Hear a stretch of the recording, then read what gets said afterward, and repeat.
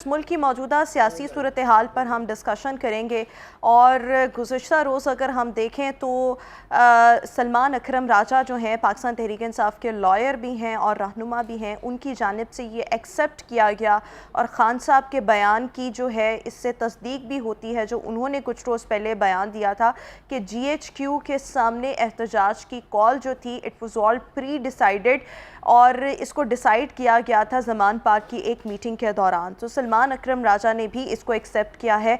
इसके बरक्स अगर हम देखें तो फवाद चौधरी हैं और दीगर पाकिस्तान तहरीक इंसाफ के रहनुमा। फवाद चौधरी तो बिलोंग नहीं करते पाकिस्तान तहरीक इंसाफ से, बट वो हमें इस हवाले से पाकिस्तान तहरीक इंसाफ की फेवर में बयान देते ज़रूर दिखाई देते हैं और वो शायद वापसी के पर तोड़ रहे हैं।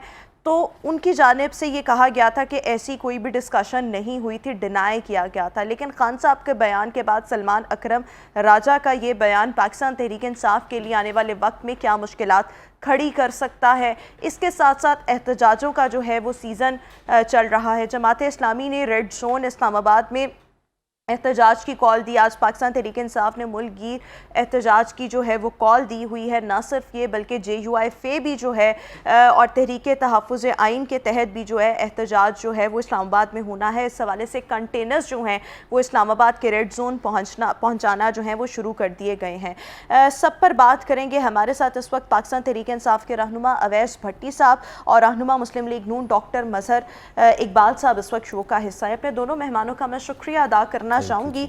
सबसे पहले तो डॉक्टर मजहर इकबाल साहब, मैं आपकी तरफ आऊँगी। पाकिस्तान मुस्लिम लीग नून की हुकूमत है, एहतजाजों का सीज़न जो है वो चल उठा है। हुकूमत को क्या इन एहतजाजों से कोई ख़तरा है और आप लोगों की जानिब से दफ़ा 144 पंजाब में क्यों लगाई गई है? बिस्मिल्लाहिर्रहमानिर्रहीम।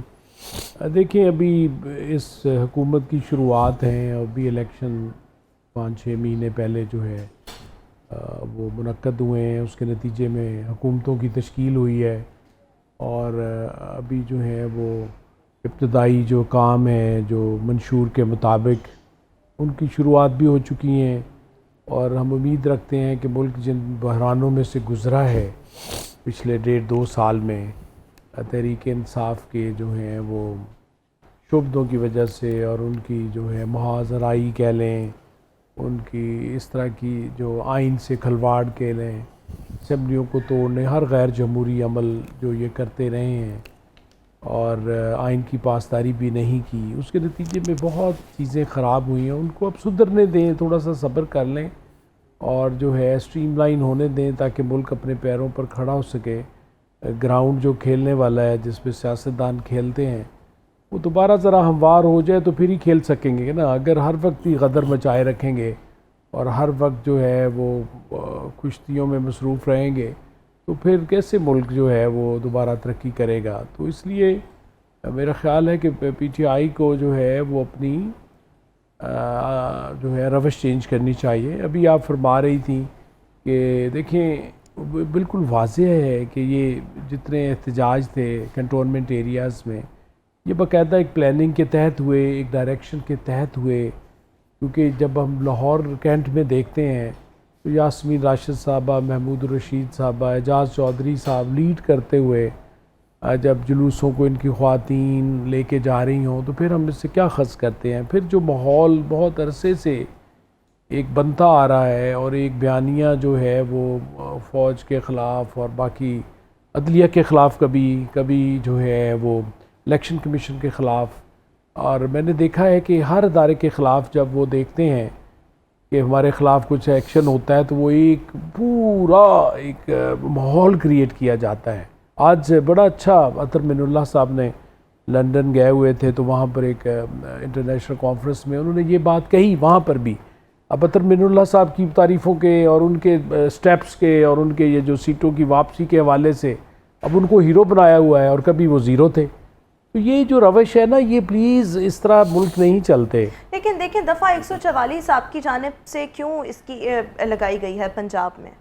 देखिए, ये जो इसलिए लगाई गई है कि इनकी जो हिस्ट्री है और इनका जो पुराना अगर रिकॉर्ड चेक करें तो वो उसमें सड़कों को रोकना, घराव जलाव करना और जो है लोगों के रोज़मर्रा के ज़िंदगी जो है उसको धर्म भरम करना और जो है लोगों के लिए तकलीफ़ का बायस बनना। تو اس میں ضروری ہے کہ یہ ایک ڈسپلن کے تحت جو بھی مظاہرہ ہو اپنا اجازت لیں پراپرلی اور اپنا ایک خاص جگہ پر اور پرامن مظاہرے کریں تو زیادہ اچھا ہے. اور جمہوریت کا یہی حسن ہے کہ آپ جو ہے وہ ایک ڈسپلن کے تحت چلیں.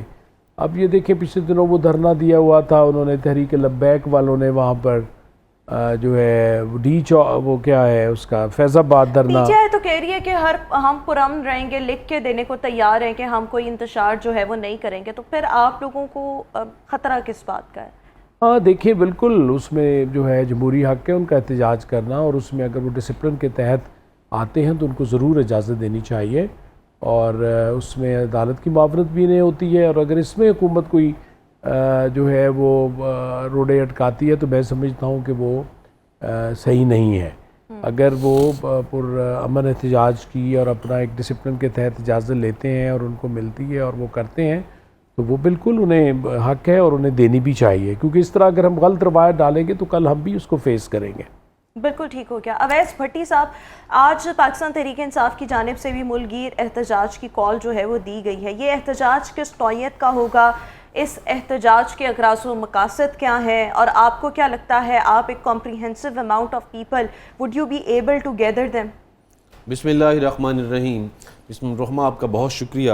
دیکھیے جو آج احتجاج کی کال ہے, دیکھیے ہم آپ کو اگر یاد ہو لاسٹ ویک ہماری ایک اپلیکیشن تھی سی ڈی اے کے پاس کہ آپ ہمیں اس کی اجازت دیں, ہم لوگ بڑا پرامن احتجاج کی طرف جانا چاہتے ہیں. ہم اگر ڈی چوک میں آپ کہتے ہیں تو ہم ڈی چوک میں نہیں جاتے, آپ کہتے ہیں کہ آپ نے نیشنل اسمبلی کی سائڈ پہ نہیں جانا, ہم لوگ نہیں جاتے. ہمیں کوئی ایک ایسا ایریا دے دیا جو ڈیزگنیٹ کر دیا جائے, ہم لوگ احتجاج کرنا چاہتے ہیں.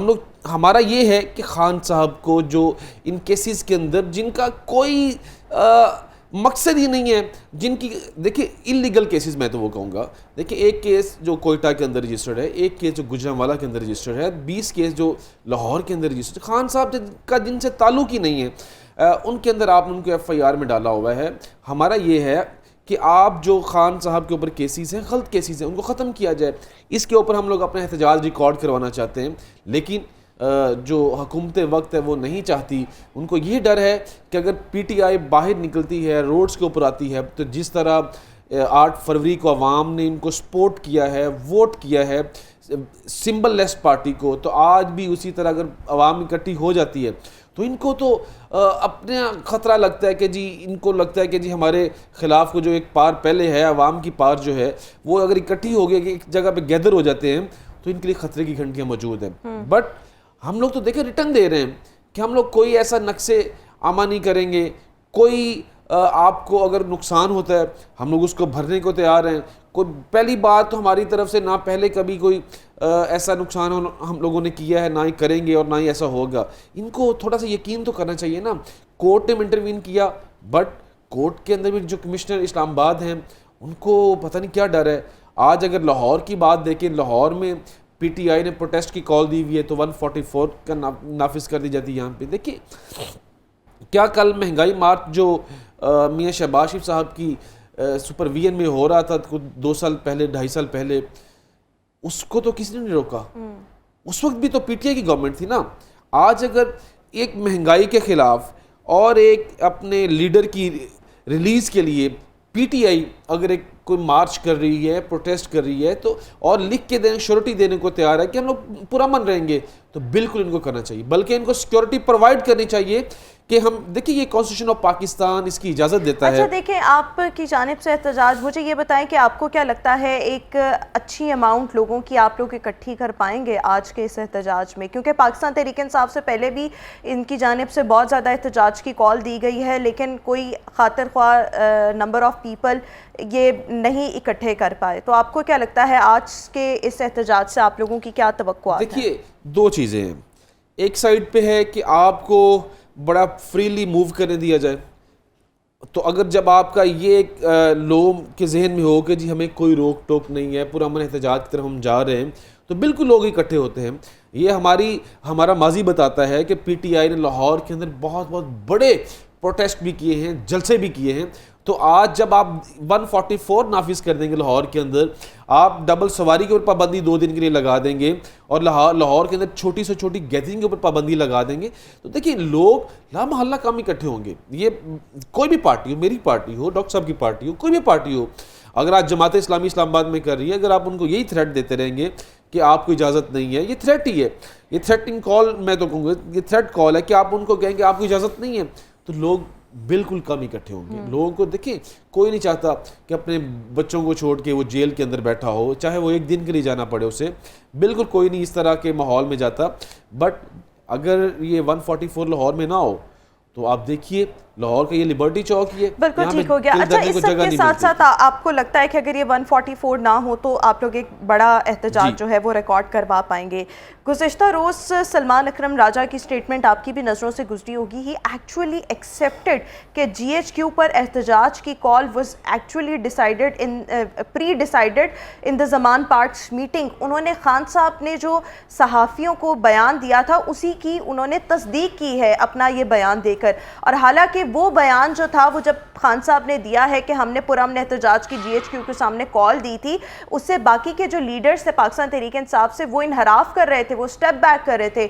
اب سلمان اکرم راجہ نے انٹروین کیا ہے اور انہوں نے بھی ایکسیپٹ کیا ہے, اب آپ کی پارٹی پوزیشن کیا ہے؟ دیکھیے سلمان اکرم راجہ صاحب کی اپنی سٹیٹمنٹ ہے, سیلف سٹیٹمنٹ میں تو کہوں گا ان کی. نہیں, خان صاحب کی بھی سیلف سٹیٹمنٹ تھی. نہیں, یہ سیاق و سباق سے ایک بندے نے آن ریکارڈ ایک چیز کہی ہے, سیاق و سباق سے کوئی کیسے ہٹا سکتا ہے؟ آن ریکارڈ سلمان اکرم راجہ صاحب اس کا وہی ایکسپلین کر سکتے ہیں کون سا ایسا, اس سے پہلے خان صاحب نے بھی تو یہی بات کی ہے. خان صاحب نے یہ کہا ہوا ہے کہ ہم لوگ پرامن احتجاج کے لیے ہمیشہ ہم پرامن احتجاج کی بات کرتے ہیں, پرامن احتجاج کہیں پہ بھی انہوں نے کہا ہے کہ پرامن احتجاج کی کال جی ایچ کیو کے سامنے دی گئی تھی. جی ایچ کیو کے سامنے کی بات دی تھی. مظہر صاحب بتائیں جی کیا؟ نہیں بالکل ایسی بات نہیں, انہوں نے یہی کہا ہوا ہے کہ ہم پرامن رہیں گے. آپ کی طرح کے باقی سارے پاکستان تحریک انصاف کے لوگ اس چیز سے انحراف کر رہے ہیں. سلمان اکرم راجہ نے کل پھر آ کے کہہ دیا ہے. مجھے کوئی ایک ایسا کلپ یہاں میں چلا دیجیے اپنے ٹی وی کے اوپر جہاں پہ خان صاحب یہ کہہ رہے ہیں کہ میں نے جی ایچ کیو کے اندر, دیکھیں انہوں نے اپنے منہ سے ایک بات کی ہے صحافیوں کو. نہیں, کیوں سنی سنائی باتیں ہیں؟ 4 رپورٹرز آپ جا کے نجی ٹی وی چینل عبد المالک کا, وہ جو عبد المالک کہہ رہی ہوں, وہ جو ندیم صاحب ہیں, ندیم ملک صاحب, ان کو چاروں صحافیوں کو لے کر انہوں نے وہ ریکارڈ کیا. انہوں نے کہا کہ ہاں جی خان صاحب نے یہ بات کی ہے. کل سلمان اکرم راجہ بھی یہی بات کریں. یہ کہا گیا کہ ہم نے پرامن احتجاج کے لیے ضرور کہا ہے, یہ نہیں انہوں نے کہا کہ میں نے کہا کہ جا کے جی ایچ کیو کے اوپر حملہ کر دو, جی ایچ کیو کے اندر جی ایچ کیو کے سامنے پرامن احتجاج جی ایچ کیو کے اندر جو حملے وہ پری پلان تھے لوگ کسی کی طرف سے. دیکھیں وہ انسسٹ کرنے سے اور زیادہ زور سے بولنے سے وہ چیزیں جو ہیں وہ نہیں ان کی تردید کی جاتی, بلکہ آپ سب گواہ ہیں کہ ہم خود یعنی اسلام آباد نہیں جانا, پارلیمنٹ کے سامنے نہیں جانا, بلکہ پنڈی کی طرف جانا ہے. اور اس طرح کے بے شمار جو ہیں ان کے تحریک انصاف کے لیڈرز کے اور عمران خان صاحب کے, کہ ہم پاور کے ساتھ ابھی بھی یہ جو آپ نے دیکھا ہوگا کہ ہم نے حکومت سے گفت و شنید نہیں کرنی, ہم نے فوج سے کرنی ہے, اور ہم کیونکہ پاور ان کے پاس ہے. تو انہوں نے آج شفقت محمود صاحب کا بیان آپ نے شاید نہیں دیکھا, انہوں نے آج کہا کہ ہمارا یہ فیصلہ غلط تھا کہ ہم نے جب اپنے لوگوں کو کہا کہ آپ جی ایچ کیو کی طرف جائیں, اور پھر جو ہے آپ کے جو ہے بے شمار دفعہ, اور اب پولیگرافک ٹیسٹ سے کیوں عمران خان صاحب انکار کر رہے ہیں؟ یہ جو ابھی کیس ان کا ہوا, کیونکہ دیکھیں ساری وہ کہتے ہیں نا, یہ بھی کہہ رہے تھے کہ جی وہ جو ہے کیسز کوئی وہاں پہ پنڈی میں ہے, کوئی کوئٹہ میں ہے, کوئی لاہور میں ہے.